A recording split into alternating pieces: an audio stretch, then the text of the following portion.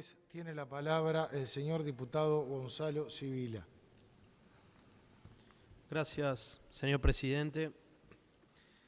Quiero, en primer lugar, antes de entrar en las consideraciones sobre el proyecto de ley que estamos tratando, hacer, como han hecho también algunos otros legisladores, algunos agradecimientos. En primer lugar, a las funcionarias y los funcionarios del Parlamento que nos asistieron durante el trabajo de estos 20 días en la comisión, un trabajo muy intenso, de muchas horas, que requirió también mucha agilidad para resolver cuestiones que eran imprescindibles para poder avanzar en el debate. Al equipo asesor de nuestro Frente Amplio, un equipo conformado por compañeras y compañeros de los distintos sectores que integran nuestra fuerza política, que trabajó con mucha unidad, con mucha cohesión y haciendo aportes de forma continua. También al equipo de asesores del Partido Socialista, un equipo que conformamos especialmente para esta tarea con más de 16 compañeros y compañeras, coordinado por el compañero Ignacio Di Perna. Y quiero agradecerle al conjunto de nuestra bancada porque hemos realizado, creo, un trabajo unitario, colectivo, también con la bancada de senadores de nuestra fuerza política, en nuestro caso con nuestro senador Daniel Olesker, que trabajó muy arduamente en este proyecto de ley en la primera etapa de la discusión. Dicho esto, señor presidente, voy a dedicar esta primera intervención, porque tenemos para varios días de debate sobre los aspectos particulares del proyecto, a un abordaje general, a una discusión más filosófica, podríamos decir. El presidente de la comisión nos invitaba continuamente a posponer el debate filosófico para la instancia de la discusión en sala, así que creo que es este el momento de darlo. Y me voy a referir básicamente a 4 cuestiones. Una tiene que ver con la relación entre los medios y los fines en la política y particularmente en el trámite de este proyecto de ley. Un segundo aspecto tiene que ver con la relación entre la ideología y la realidad.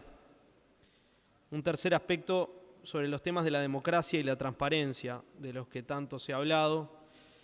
Y finalmente voy a intentar avanzar en una caracterización del modelo que subyace a este proyecto de ley. Para entrar en el primer punto, de la relación de los medios y los fines, quiero decir que nosotros ya hemos discutido en este mismo recinto sobre el mecanismo que eligió el gobierno nacional para resolver sus urgencias. Quiero decir también que soy de los convencidos de que el camino hacia el resultado y que el fin es la síntesis de los medios que se utilizan para llegar a él. Es decir, no creo en ese concepto según el cual los fines justifican los medios, sino que creo que los fines en todo caso se componen de los medios que utilizamos para tratar de llegar a ellos. Y por caminos torcidos es muy difícil llegar a un lugar correcto. Concretamente en este caso creo que el uso abusivo que se hace de este recurso que está previsto en la Constitución de la República como un recurso excepcional, habla más de la debilidad política de la propuesta y de sus inestables respaldos que de otra cosa. Yo lo resumiría en esta frase: cuanto menos se debata y se conozca el fondo, mejor. Cuanto más rápido y desapercibido, mejor. Entonces, diría que forma y contenido coinciden. En realidad hay un contenido en este proyecto de ley que, desde mi punto de vista, es bastante precario desde el punto de vista democrático y que se viene a expresar por un medio y por unas formas que tienen relación con eso. Por eso no me parece tan raro que la coalición de gobierno elija este instrumento para imponer de shock un programa. Hay otro asunto que siempre es muy importante también en cualquier discusión y en cualquier proceso humano, que es el tiempo. Es decir, cualquier iniciativa política se desarrolla en un tiempo, en un espacio determinado. Y la realidad quiso, vaya a saber por qué, que este proyecto se aprobara o se esté por aprobar de espaldas a las urgencias reales de la gente de una forma muy explícita, muy evidente, porque estamos transitando una etapa bien particular en la vida del país, ¿no? Que el gobierno obviamente no podía prever en la etapa de la campaña electoral cuando anunció que iba a enviar un proyecto de ley de urgente consideración y nosotros, bueno, preguntábamos cuáles eran los contenidos, se decían algunos titulares, pero no se terminaban de enunciar los aspectos que iba a contener ese proyecto. Pero lo cierto es que nadie esperaba que el país estuviera atravesando la emergencia que está atravesando hoy, porque hay algunos aspectos que tenemos que reconocer, todos y todas quienes estamos acá, que no han dependido de la voluntad del gobierno ni de la voluntad de ninguno de los actores que estamos acá representados, sino que surgen de una situación de pandemia, de una emergencia sanitaria mundial, que bueno, también se vive en el Uruguay y que por la forma en que también ha sido abordada, desde el punto de vista social y económico, también ha dado lugar a una emergencia muy compleja para mucha gente, ¿no? El gobierno quiso seguir para adelante, primero nos ilusionó un poco, dijo mandar el proyecto de ley, pero ya después de unas semanas entendió que sí. Quiso seguir para adelante con esto en medio de una emergencia que incluye aumento de la pobreza, el desempleo, caída del salario real, desesperación de mucha gente que no sabe qué va a pasar con su vida en tiempos muy inmediatos, ¿no? Mucha incertidumbre. Y todas esas urgencias reales no tienen nada que ver con los contenidos de este proyecto de ley. No hay una sola referencia, una sola mención a esas emergencias que vive una parte muy importante de nuestro pueblo hoy. Como desfasado de la realidad, ¿no? En un mundo que además no se sabe muy bien para dónde va. Es decir, estamos articulando propuestas, proyectos sobre una realidad muy incierta. Y acá voy al segundo punto. Decía, medios y fines, creo que tienen una cierta coherencia en este proyecto de ley del gobierno. Voy a este segundo punto que lo titularía Ideología y Realidad. Encontré una cita del actual presidente de la República, Luis Lacalle Pou, el 14 de octubre del año 2018, cuando presentó su programa de gobierno para evolucionar, en la que decía que la política de seguridad del gobierno del Frente Amplio estaba inundada de ideología. Esa fue la expresión que utilizó. Bueno, supongamos que es así, que era así, y que tenemos ideologías opuestas o muy distintas y no nos vamos a poner de acuerdo discutiendo en ese plano, en el plano ideológico, digamos, ¿no? Vamos a discrepar, eso es legítimo en cualquier sociedad democrática, es más, es inherente al debate democrático. Pero el gobierno tiene que gobernar, y gobernar implica tomar decisiones fundadas. Entonces nosotros nos dedicamos en la comisión a preguntarle a los ministros y ministras que comparecían cuál era el fundamento de las medidas que traían a consideración del Parlamento. El fundamento empírico, no el fundamento ideológico. Es decir, bueno, sí, nosotros somos liberales, no, esa no sería el fundamento que a nosotros nos interesaba más discutir, porque en realidad queríamos encontrar algún espacio donde poder dar un debate que nos colocara en un lugar común, ¿no? Que es el de decir, bueno, ¿qué consecuencias va a tener esto? ¿A partir de qué causa se plantea? ¿Cómo se fundamentan estos medios? ¿No? Esos fundamentos, en general, a la hora de tomar decisiones en la gestión pública, son fundamentos basados en la experiencia nacional, en la experiencia internacional, en legislación comparada, vaya a saber en qué, pero hay muchos elementos que se pueden tomar. Y preguntamos mucho sobre esto y en general la respuesta fue un rotundo silencio. O mejor dicho, la respuesta fue una referencia a cuestiones ideológicas, no a fundamentos empíricos, no a fundamentos basados en la experiencia ni nacional ni internacional, sobre la enorme mayoría de los temas, sobre todo los temas más gruesos de este proyecto de ley. Hay un ejemplo muy claro que justamente el vinculaba a seguridad.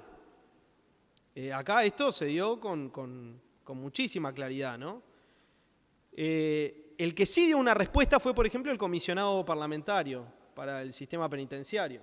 Y lo que nos dijo es: la evidencia toda, nacional e internacional, marca que inflando penas, creando nuevos tipos penales, generando una política que va para atrás en materia de rehabilitación en el sistema penitenciario, la evidencia toda marca que haciendo eso empeoramos los problemas de seguridad, aumentamos los problemas de violencia, generamos más inseguridad pública.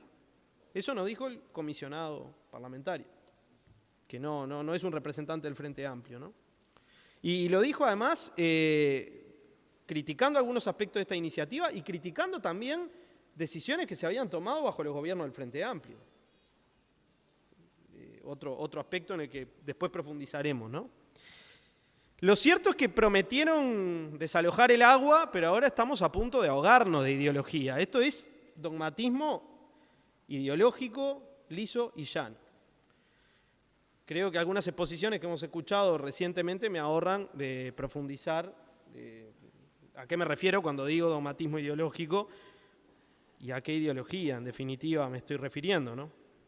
Que, ojo, es muy lícito que la tengamos, porque todo aquel verso de que en realidad no hay ideologías, de que el fin de las ideologías, de que el fin de la historia, sabemos que es una mistificación para justamente evitar dar el debate ideológico de fondo, ¿no?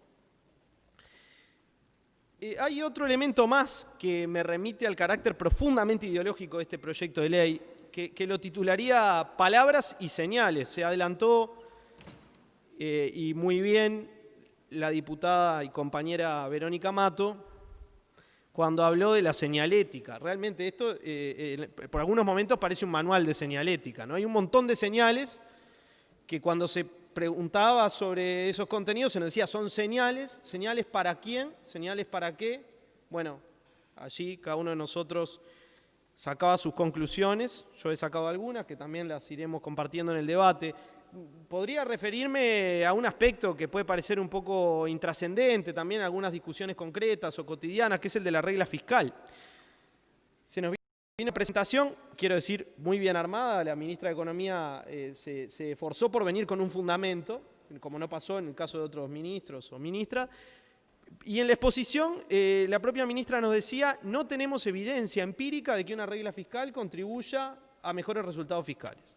Lo que tenemos es una correlación, es decir, los países que tienen una regla fiscal en general tienen mejores resultados fiscales, pero no tenemos ninguna razón para afirmar que el motivo por el que tienen mejores resultados fiscales sea tener una regla fiscal. Bien. ¿Por qué entonces se propone una regla fiscal? Y esta regla fiscal, que además termina siendo prácticamente nada más que una señal, porque no dice demasiado, más que en algún momento va a venir, sí, una regla fiscal concreta para ser considerada en este Parlamento.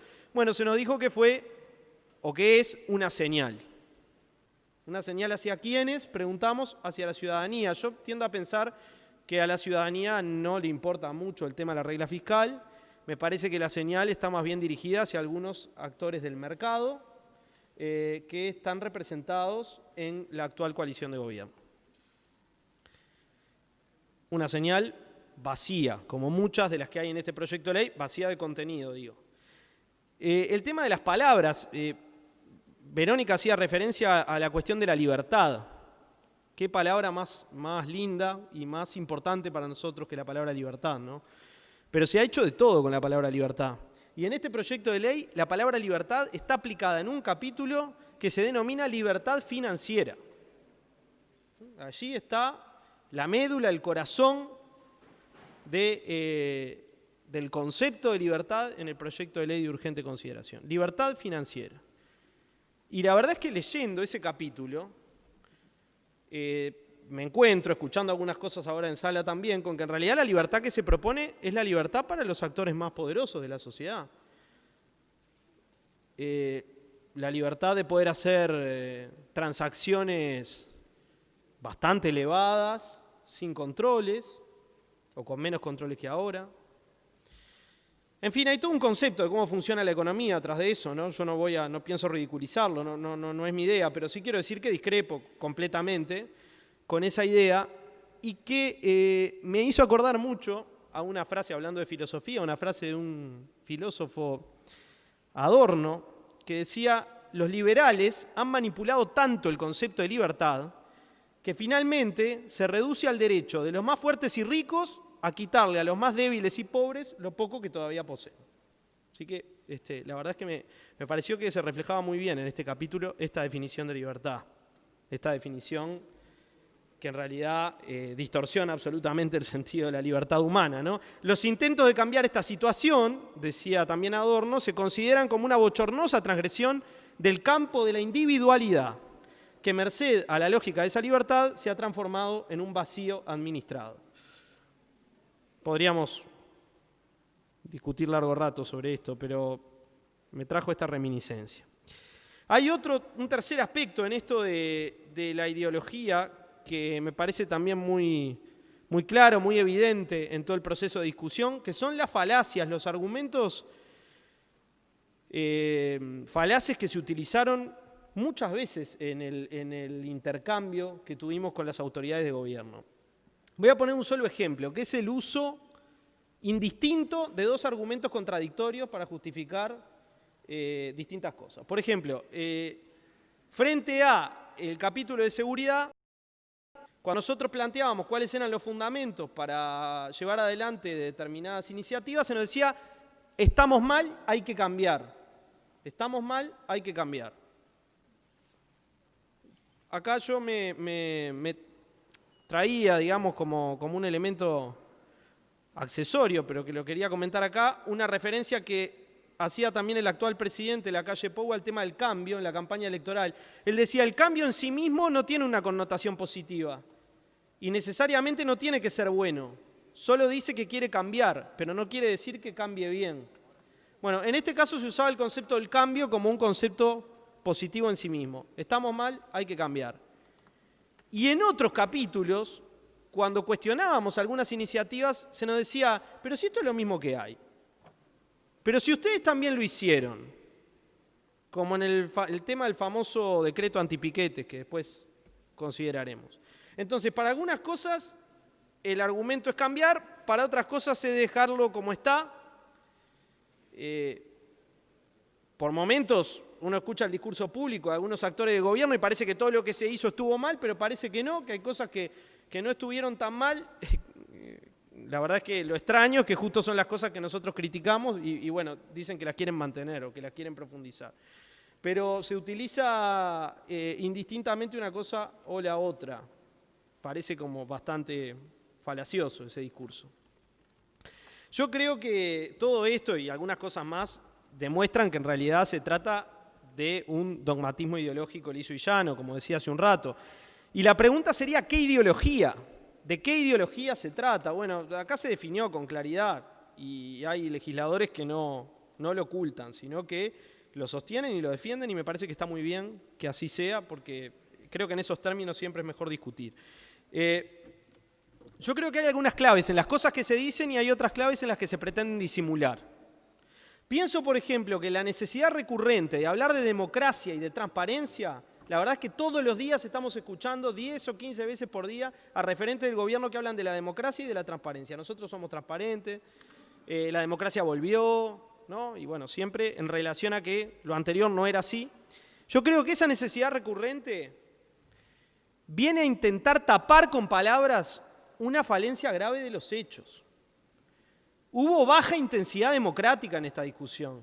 No es verdad que porque el Frente Amplio vote una determinada cantidad de artículos del proyecto esté avalando el proyecto de ley. Lo hemos dicho 300 veces, el corazón de este proyecto de ley es un contenido al que nos oponemos fuertemente. Pero además, más allá del Frente Amplio, acá se dice que se escucharon decenas de organizaciones sociales. Las organizaciones sociales que vinieron, en su enorme mayoría, fueron propuestas por el Frente Amplio, no por los partidos del gobierno, y vinieron a ser escuchadas unos pocos minutos a la comisión. No teníamos tiempo ni de intercambiar.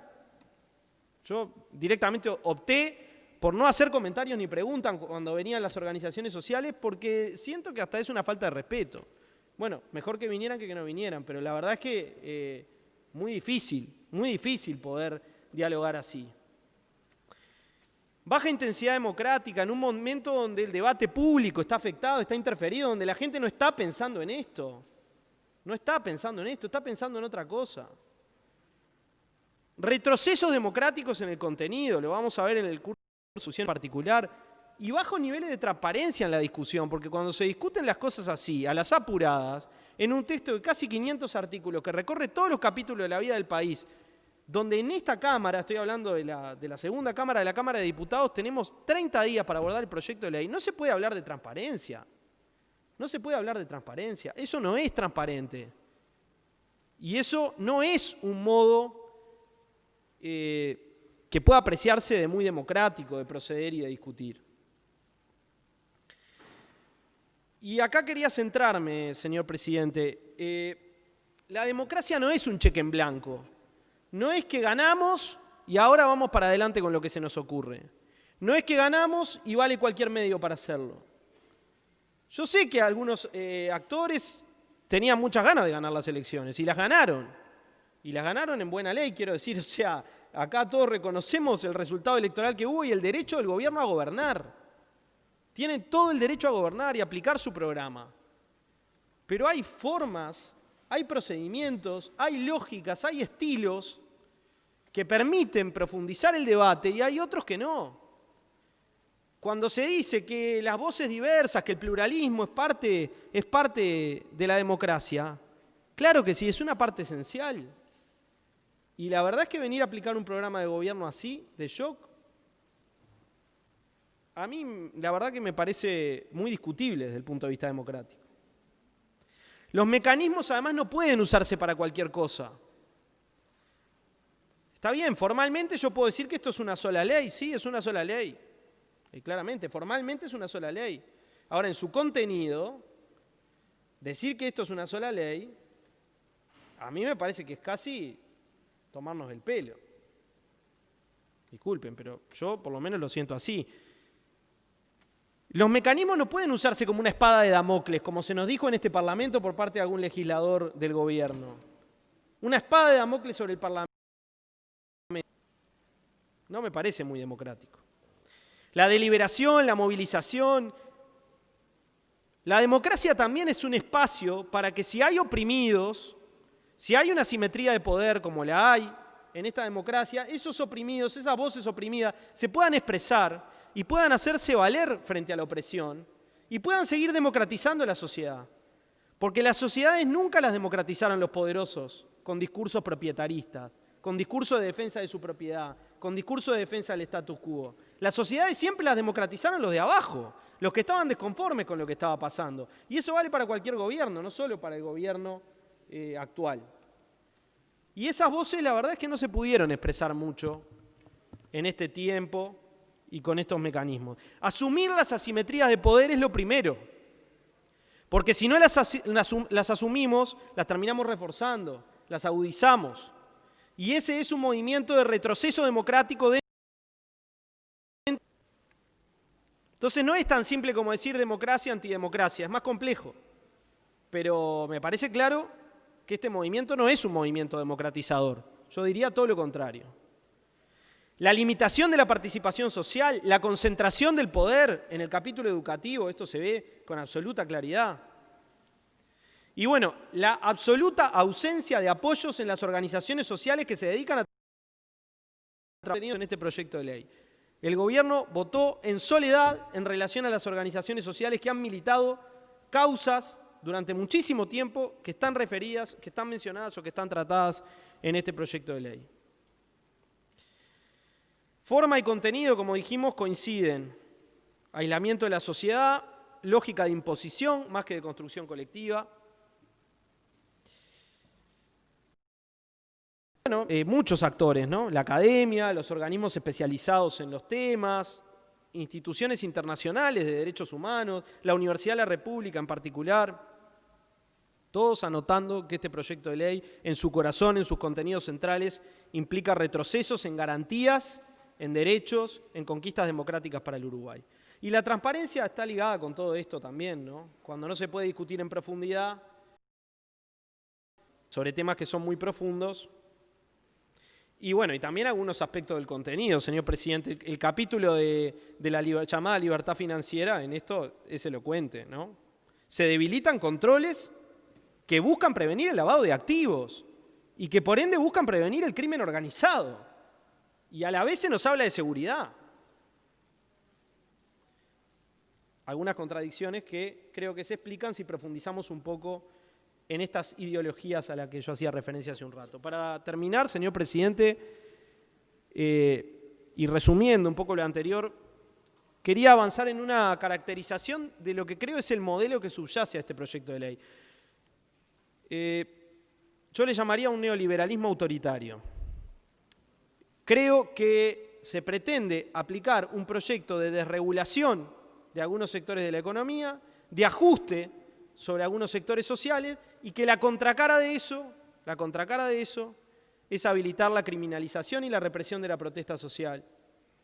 Y es proceder de modos que evitan la discusión colectiva y profunda de los temas con el conjunto del entramado social. Porque no se puede aplicar políticas antipopulares con la gente participando. La gente las resiste, la gente no las quiere. Este gobierno recién asumió y está decidiendo utilizar parte de la legitimidad política que le dieron las urnas para transitar este camino. Y como dije, tiene el derecho de aplicar su programa. Pero me refiero a cosas que son un poco más profundas que eso. Yo creo que este modelo tiene un componente muy fuerte de opacidad. Es un modelo bastante oscuro. Nosotros, jugando un poco con eso, le llamamos modelo dark. Ustedes saben que dark quiere decir oscuro en inglés, pero en realidad es una sigla: desestatizador, antipopular, represivo y concentrador. Parece que Dark es una serie también. Yo no soy muy adepto a las series, pero vi que hay una serie alemana que mucha gente está viendo por estos días que se llama Dark, con K.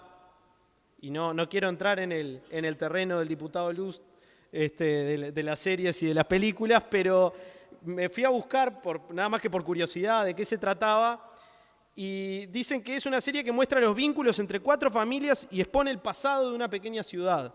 Bueno, la verdad que este modelo tiene alguna analogía con eso. Muestra las relaciones de poder entre algunos grupos y familias, un poco más de 4, y expone el pasado de un país, pero un pasado que vuelve a Coto, que retorna. Hay muchas cosas de este proyecto de ley que tienen historia, mucha historia. Y muchas cosas de las que se dijeron acá que tienen mucha historia, que se remontan a debate de la década del 30, sobre, por ejemplo, el tema de los monopolios, ¿no? Y no estoy hablando de lo que quedó en el proyecto, estoy hablando de algunas cosas que se decían, mucha historia. Y esa es otra cosa interesante para el debate político, reconocer que los procesos tienen historia, que hay intereses, que hay ideologías y que hay historia. Y cuando pretendemos recortar la historia o hacer de cuenta que no hay historia, estamos cortando una parte muy importante del debate y de la discusión. Termino diciendo, señor presidente, que nuestro rol en todo esto, obviamente, es el de ser oposición porque la gente nos puso en ese lugar. Y si la gente nos puso en ese lugar después de 15 años de gobierno, tenemos que hacer una reflexión también sobre por qué pasó eso, ¿no? Nosotros no vamos a decir que es la gente la que se equivocó. Muchos me han escuchado decir esto. Creo que hay que tener una conducta autocrítica. Ese es un debate que estamos dando. Por lo menos yo separado. Y eso yo creo que es bien interesante también para definir nuestro rol opositor. Yo creo que tenemos que ser una oposición honesta. Es decir lo que pensamos. Yo lo que digo es lo que pienso. No estoy diciendo algo que no pienso. Pienso esto que estoy diciendo. Yo creo que tenemos que decir lo que pensamos. Y eso quiere decir que si hay cosas que están bien, que consideramos que están bien desde el punto de vista de los intereses que representamos, del proyecto de país que consideramos que es mejor para el Uruguay, no se nos va a caer nada en decir que están bien. Y si hay cosas que consideramos que están mal, lo vamos a decir también con firmeza y sin andar con medias tintas si consideramos que efectivamente son muy malas para el Uruguay y pueden tener consecuencias muy, muy graves. Nosotros hemos perdido una elección, sí, pero hemos perdido mucho más cosas que una elección, porque, ¿saben qué? Yo me siento identificado con un costado de la historia y de la sociedad, que es el costado de los perdedores. Nosotros no somos los ganadores de la historia, somos los perdedores de la historia, estamos del lado de los perdedores de la historia. Va a asustar perder una elección. Las victorias colectivas y generosas están hechas de una sucesión de derrotas. Así que no hay problema con eso y tampoco hay problema con que perdamos la votación de este proyecto de ley que en función de las mayorías parlamentarias que existen va a ser aprobado. El tema sí es aprender de esas derrotas, ahí hay un camino para transitar, y es más difícil aprender de las victorias, ¿no? O no creérselas. Ese es un camino complicado. Nosotros seguiremos haciendo camino junto a tantas organizaciones y a miles y miles de ciudadanas y de ciudadanos para construir la unidad social esperanzadora que necesita el país y que es para nosotros la única capaz de parar los atropellos de los privilegiados. Gracias, señor presidente.